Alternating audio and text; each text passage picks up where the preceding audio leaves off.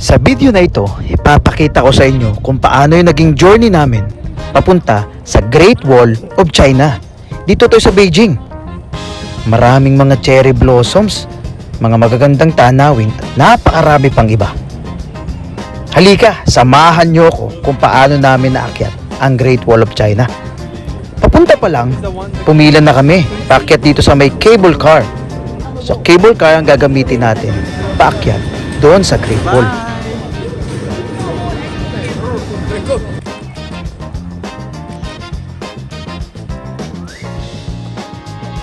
Dito sa taas, matatanaw mo yung daanan ng slide cart na ginagamit naman pagbaba ng Great Wall.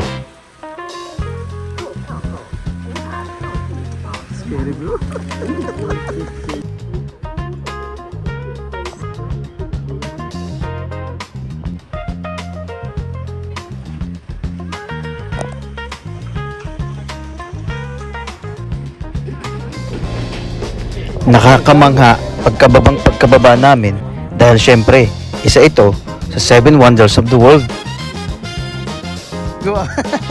Maraming tao at medyo delikado dahil matarik yung mga hagdanan. Alam nyo ba na ang Great Wall of China ay ginawa ng mahigit 2,000 years? Nag-umpisa itong gawin noong 3rd century BC hanggang 17th century AD. Ginawa ito upang protektahan ng China mula sa mga mananakop.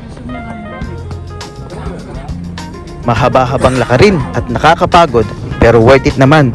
Sino ba naman mag-aakalang makakarating ako dito? Maliit na bahagi lamang ng Great Wall of China ang napuntahan namin dahil ito ay 21,000 kilometers long o mahigit pa. Kung pupunta kayo dito ay maganda magbaon kayo ng tubig at huwag kayong magdala ng mabibigat na gamit dahil napakatarik ng mga hagdanan, paakyat at pababa, papunta at pabalik.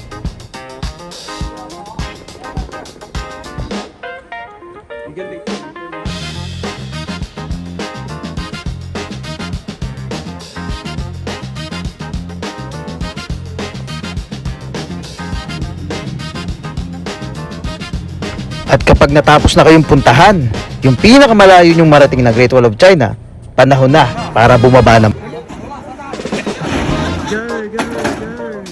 Pababa, meron kayong option na maggamit ulit ng cable car o itong tinatawag ng slide or tubogan.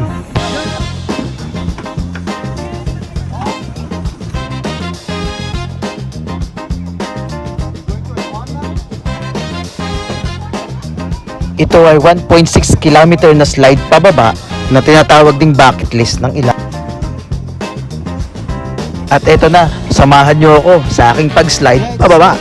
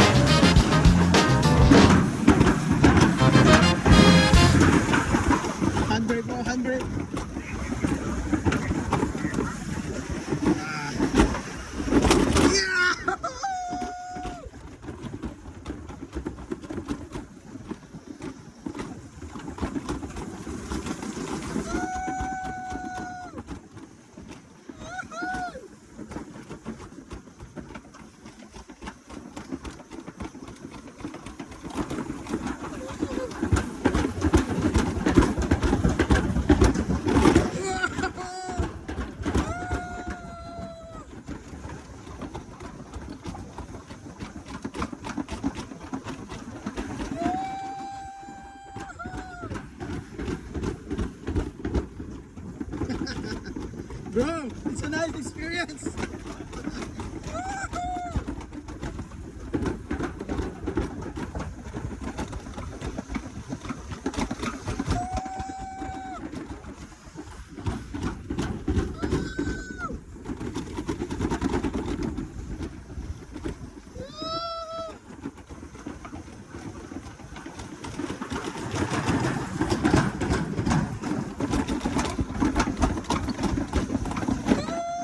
At sa wakas ay nakababa na rin ako. Tip lang, kung pupunta kayo dito, agahan nyo kasi sobrang daming tao at magtatagal kayo.